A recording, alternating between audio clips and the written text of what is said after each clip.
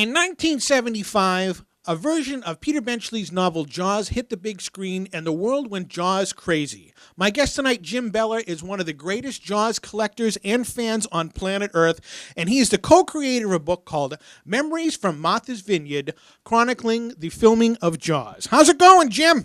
Thank you for having me. It's great being here. Great talking to you. Unbelievable. Jaws. Probably one of the greatest motion pictures of all time. It scared the hell out of everybody, and to this day, almost 40 years later, people are still afraid to go in the water. Oh, yeah, including me. I don't go in. I go up to my waist, and that's it. Like, in the ocean.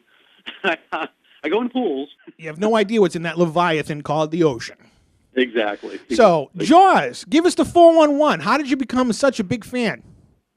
Well, the story goes, I first heard about Jaws was waiting to get out of school in the third grade. My third grade teacher had the Time magazine on her desk, and the cover had this big great white shark coming up saying Super Shark. So I was big into horror movies back then. I loved, Christopher Lee Dracula movies and all that. And I asked her, we're waiting for the bell to ring to get out, and I was like, what's this? And she said, it's about a monster shark coming into a beach and killing people. And I was just, struck. I was like, oh, my God, I got to go see this. So I ran home, asked my parents. They were going to see it that night, so my mom said, if it's okay for you to see, we'll take you next weekend. We'll take you into Boston and see it at the Charles Theater. And so the next day, I ran to their room, woke up to see what they thought.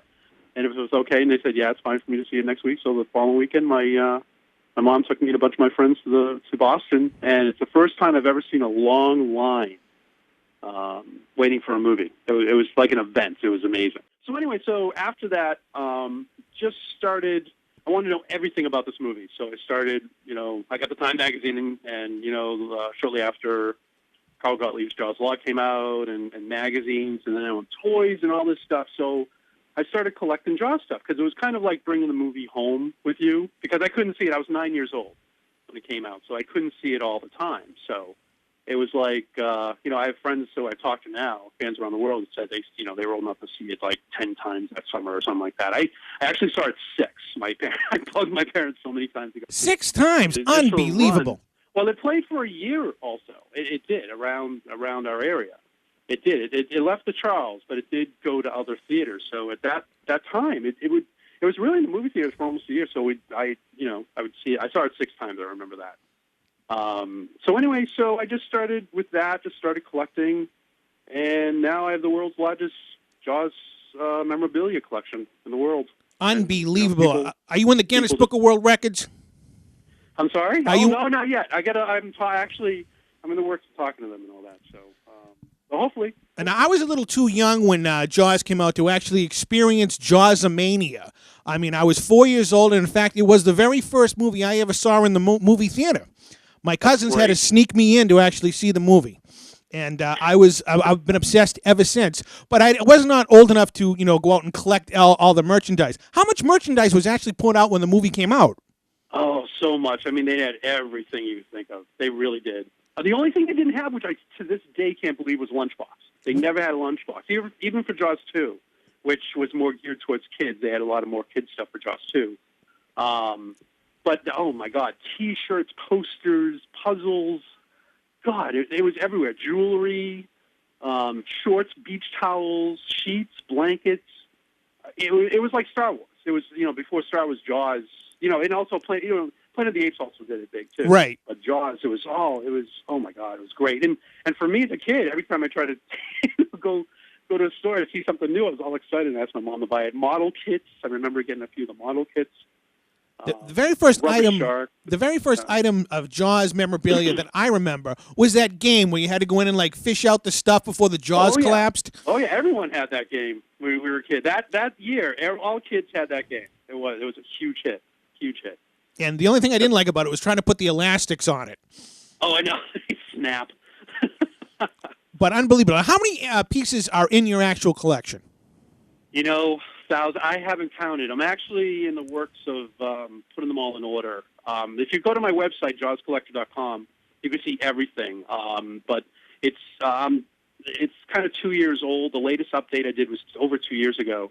So I have over 1,000 more photos of items that I've gotten in the past over 2 years. So I'm going to be doing updates in the next month or so. That should be live. I'll put it on my Facebook page too. I have a Facebook page, Jaws Collector, for fellow Jaws fans to ask questions and talk about different Jaws items that are out there. And to this day, I mean, Hallmark now is doing an ornament, a Christmas ornament. There's a bobblehead coming out. Actually, it should be out by now. A new lunchbox. I never said there was a lunchbox back then, but my company's putting out a lunchbox. And does it come with a thermos?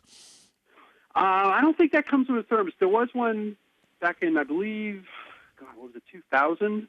That did come with a thermos. It was a limited edition lunchbox with a thermos in it. But yeah, that's long out. It's on eBay now for a lot of money. Now, what's your most prized possession? Man, everyone asks me that. I got so many items. But, I love the items that my friends send me and Jaws fans send me, or we trade. And so to me, that means a lot more than stuff that I find myself. I have, from the production, I got a couple of the original Bruce teeth, the rubber teeth. Wow. I got a couple of crew T-shirts, original ones from back then. I got Bill Butler's shooting script with all his notes and the changes in it. Different, stuff like that I like, from the production. Now, your fascination with the movie, you decided to come up with a coffee table book called Jaws Memories from Martha's Vineyard. You're the co-creator of that. Give us the 411 on Jaws Memories from Martha's Vineyard. Okay. There's a great on our book's website. There's a great video of the making of, but and a short story of it is my original concept. I had an idea of thinking during Jaws Fest and right before Jaws Fest, I was on the island. And I was thinking, God, the people on this island must have so many behind-the-scenes photos that no one's ever seen before. It'd be great to find them. So Edith Blake, I've gotten in touch with, which she did, that on-location Make a Movie Jaws book, and she had a lot of great local pictures. And so she told me about other people, and they told me about other people. So I got started to meet all these people. And the concept of this book was to tell the making of the movie with photos only. Because there was so many documentaries out at that point, and books about the making of. So I figured, we've heard these stories so many times over and over again. There's no other stories to tell. But I needed probably, a forward and an epilogue to tell a story, basically, with, in between all these photos that I was going to collect and put in this book.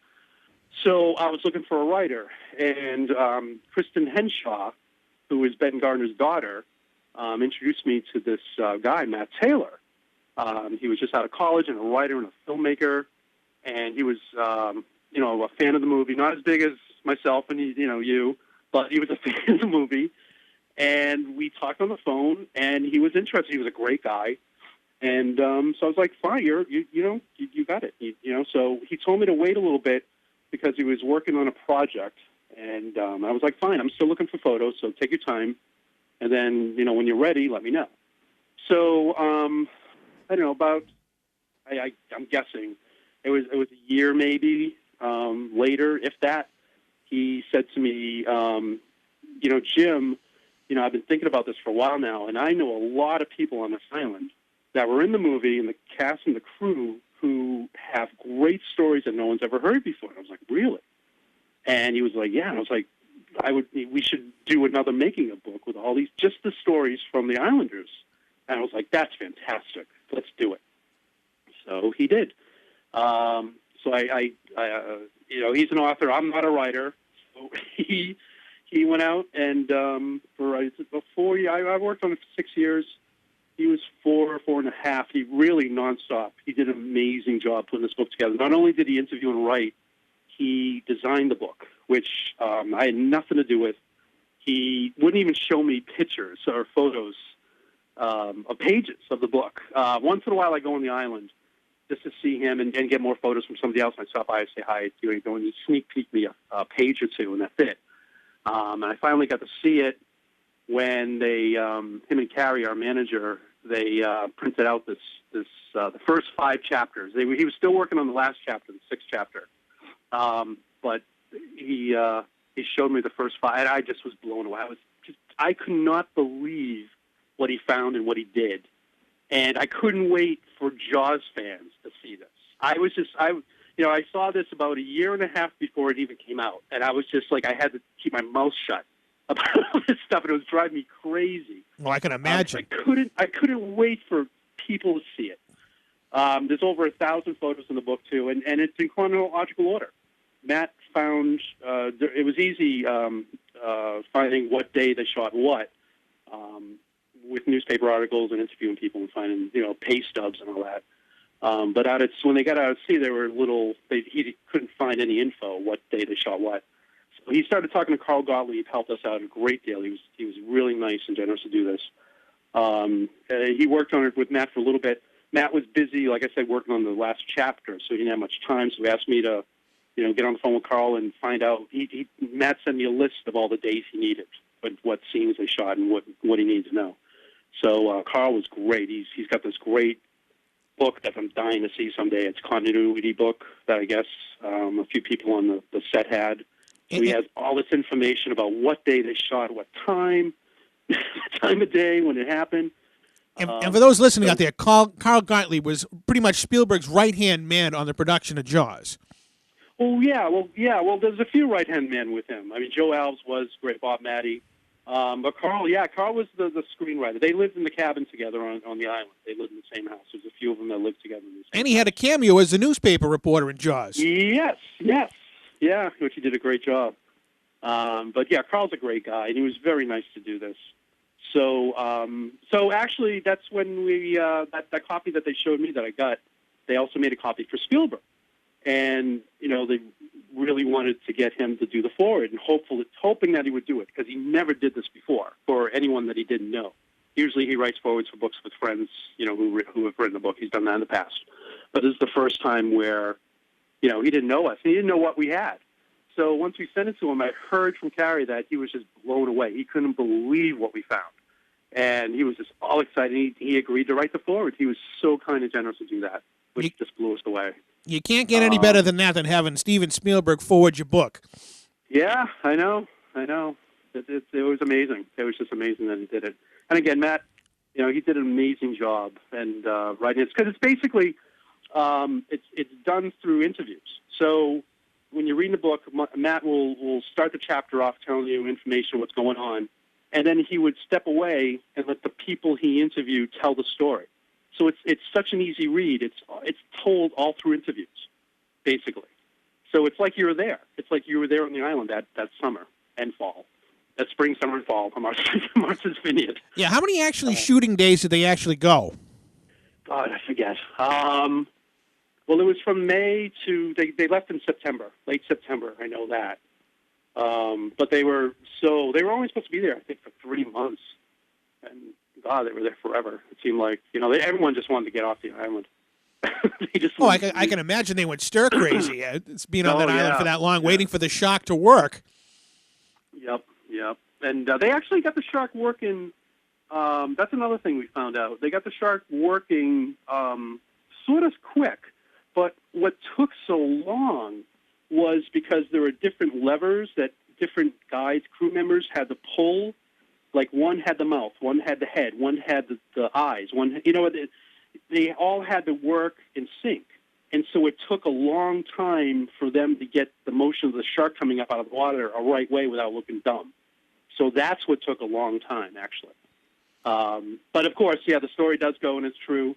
Once the shark hit the island, got into the Atlantic Ocean, it sunk to the bottom. It did. It bubbled up, and the pneumatics were gone. And so they had to redo the whole thing, but from the crew members telling us, they actually got it, working, but not the way Spielberg wanted it to, because it would look, they had to really. There was I don't know how many levers offhand, but it was like 9 or 10. They all had to work together as a team to make the shark come up out of the water look good. And we found that information out. So the book was amazing. I just, everyone. I'm so happy for it. I'm so proud of it. I'm so happy that Matt did it. I found Matt, and he did an amazing job. He's working on another project right now, which I'm excited about, so I can't wait for that to come out. Nothing to do with Jaws, totally different. And, I'm so happy for this book. I'm so happy fans are loving it. That's what's just making me happy, too. Unbelievable. Now, if fans out there are listening to this podcast right now, where can they get Jaws, Memories from Martha's Vineyard? Amazon.com. I mean, anywhere where books are sold. And actually, Titan Books, since this is the 40th anniversary of the making of the movie, we just have a new cover put on it that Eric Hollander did, who was the director of The Shark Is Still Working. It did an amazing cover for it. And you could see it actually on the book's Facebook page also. We got photos of it there. But Amazon and our website for the book is mvremembersjaws.com.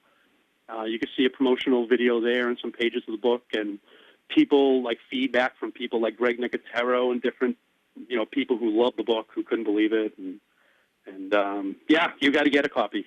What about Richard Dreyfuss? Has he seen the book? I haven't talked to him. I'm sure he has. I'm at this point, it's been out since 2011. So I'm sure he has. I just haven't, I met him actually when we were working on the book. I didn't talk to him much about that. It was in New Jersey, one of the shows, the convention shows. Mm-hmm. I think I was actually at one of those. Were you? Were you there with Dreyfuss? Wasn't it in Midtown Manhattan? No. This one was in New Jersey. Oh, the Chiller Theater. The Chiller, yes. Yes, I was at that show. Yeah, I remember that one. Yeah, we were at the same place at the same time. Same in the line. Unbelievable. Now, you're like I said, you're the biggest Jaws fan on the planet. What's your all-time favorite scene in Jaws? That's another tough one because the whole movie as a whole is great. I love the Alex Kittner attack scene, the way it's done, the suspense of it, the way Spielberg edits it, like with a sweep when people are walking by instead of a cut. Right. And it's just a great scene, and it's scary because it's the first scene that I know of, and I don't think this has happened since, where a little boy and a dog gets killed in the same scene. Nowadays, you would never see that in a movie. Yeah, what happened? So, we never saw the death of poor Pipette. Oh, but that's the suspense. You knew he was gone. You just saw that stick. I think more people cared about the dog dying than they did Alex Kittner. Yeah, but that's just a great. What is your favorite scene? My favorite scenes in Jaws, like I said, it was my first visual movie experience, and I remember every frame and every second of it. But to me, my favorite part about Jaws, not just the visuals, but John Williams' music. Oh, yes. I mean, to this day, that without that music, that movie would have been half of what it was. Oh, yeah, of course. Yeah. It's funny. I saw Spielberg in one of these documentaries said, you don't even have to know. The theme is now so iconic. You don't even, little kids who haven't seen the movie go in the pool scaring people, their friends going dum dum dum dum dum, and they haven't even seen the movie. So that theme has lasted this long, and it's classic now. It's the movie now. And I think it's maybe the most spoofed movie ever. Probably. It's good when the filmmaker even spoofs his own work in the beginning of 1941. Oh, yes, I love that. I saw that in the theater when I was a kid. I couldn't believe it. I knew. I was nudging my friend at the time. I remember seeing this, and nudging my friend saying, "That's the girl from Jaws." He's like, "No." And then when she runs in the one that played the theme, I was like, "Yeah, that's great." That's how you know it's iconic. Yeah. Now, are you a fan of the sequels of Jaws? Yes, I am. Yeah, I am. Jaws 2 is a great movie. You gotta remember this. Jaws was such a big, huge hit. It's so hard to do a sequel to something that big, and make it a little different and not tell the same story again, kind of thing. Well, I think they did a great job with Jaws 2. Now, for Jaws 2, the shark is seen a little bit more. I wish the shark wasn't seen as much, but people wanted it back then because in the first movie, that was what was so great about the first movie. You didn't see the shark until an hour into the movie, and that's what the suspense was all up. That's how you get the suspense. But no, Jaws 2 I think is great. Jaws 3 has a special place in my heart too. There's some great scenes in that. Jaws of Revenge I'm not a big fan of. I love the beginning of Martha's Vineyard, and that's about it. Jaws 3, I love Jaws 3 because I got to see Leah Thompson in a bikini in 3D. And to this day, Joel says I made her career. He's the one who discovered her. He actually did. That was her first movie. Now, getting back to Jaws 2 for a second, there's an alternate version of Jaws 2 that not many people out there actually know about. There was the John Hancock version. Yes. Do you have any 411 on that? I've only seen a few production stills. Oh, yeah. Well, wait, you're going to be in for a treat. I don't know when it's coming out, but good friends of mine, Lou Pisano and Michael Smith, are working on a book like Jaws of Memories from Martha's Vineyard about Jaws 2. They've been working on it now for over a year. I've been talking to Mike and Lou about it off and on. It's their baby. I don't want to have much to do with it. I'm helping them with some stuff that I have in my collection. Like I have a lot of call sheets from the John Hancock version and different stuff, documents that they could use for the book. So I'm helping them out that way. This will be told more in their book because they interviewed John Hancock actually, and everyone they got everybody, including the original Mike Brody that was in the John Hancock movie. Wow, that was fired. Yeah, and Ricky Schroeder. Did you know this? Ricky Schroeder was Sean Brody. I did not know that. Yeah, he was hired as Sean Brody, and they let him go too. Best way to find out more about the John Hancock version, or see or understand his version, there's a Marvel comic book that came out in '78, the Jaws 2 comic magazine. It was a whole magazine.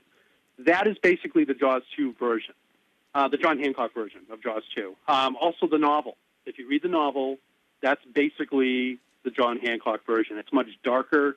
Amity Islands never survived the tourist industry, I guess, after the first shark came. So, they're trying to get back on their feet, and then another shark comes in. And it's a lot darker, and then more deaths, more kids die in that version also. So once he was let go, they did their whole, they actually had Carl Gottlieb come back in and, lighten it up a little, because it was a very dark movie, for what it was. I've read the script. It's a great script, and it's interesting. It's similar but different at the same time. It's just a little darker. I mean, some of the same. The shark died the same way. I won't tell you. I won't. For those who haven't seen Jaws 2, I won't spoil the ending. But it was basically done the same way. There was a helicopter section also in the John Hancock version too. I did notice in the production stills that I have seen, it was a darker version. Even the characters' clothing was darker. Yes, and actually Lorraine Gary had red hair. They dyed her head reddish, and I've seen photos. Then she went back to blonde, like she wasn't there. Because I'm fascinated by those alternate version of movies that you never see, like Back to the Future with Eric Stoltz. Oh yeah, I mean, when I found out only maybe 10 or 12 years ago about the John Hancock version of Jaws 2, I was fascinated by it. Oh, really? I wish there was footage. From what I understand and heard rumors, there's nothing around. Universal got rid of it all. The only remaining footage of the John Hancock version in the movie is at the beginning when the shark comes up out of the fin comes up, and they go past the lighthouse, and then you see the town in the background at night. Oh, okay, yep. I know exactly what you're talking about. That's from John Hancock. He shot that on Martha's Vineyard. And that was very dark. Yep, and other than that was it. Unbelievable. Now, hopefully, they're never going to do a remake of Jaws or something stupid. No, there's been so many rumors over the years. It's hilarious. From what I don't know. I hope not. From what I've heard, I've seen him say this in a couple of interviews in the past. And actually, there's in one of my magazine articles that's on JawsCollector.com. I put it up there so people could see it. Spielberg does say, as long as he's alive, no one's going to do a remake of any of his movies. So good. Well, let's keep him on life support forever then. Yeah. And I doubt you can't do it. It wouldn't be the same. They've tried. They would show the shark more. It wouldn't work. Joe Alves has a great line, which I totally agree with. I don't like a lot of remakes. There are some that are well done. The Thing was very, good. There's a few other ones, but Joe Alves says they should go back. He doesn't understand how they make remakes of hits and make them flops. They should go back and turn the flops into hits. Yeah, there you go. That's a great line he says. Yes, I totally agree with you. Now, all the remakes that come out nowadays are flops. Where just put out the originals. That's another thing. Remember when we were kids? They used to re-release these movies on the big screen. Oh, I loved it.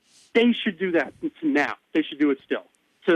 For generations, the new generation of kids and teenagers, to see these great movies that, instead of making a remake that's really poorly done, most of the time anyway, they should go back and just re-release it like they used to.